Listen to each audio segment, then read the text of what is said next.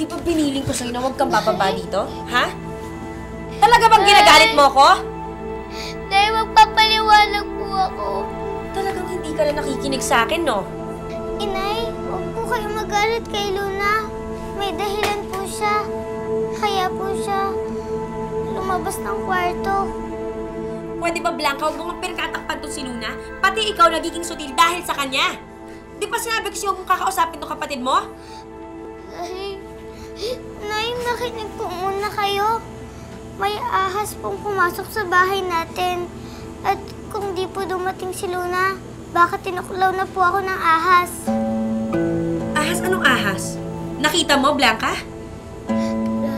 Tulog po kasi ako eh. Anong palusot na naman yan, ha? Anong kasinungalingan na naman yan? Hindi po ako nagsisinungaling. Ginagamit mo pa yung kapatid mo para makapagpalusot, ha? Alam mo, ikaw bata ka, ginagalit mo talaga ako, eh, ha? Halika dito, ikaw. Tama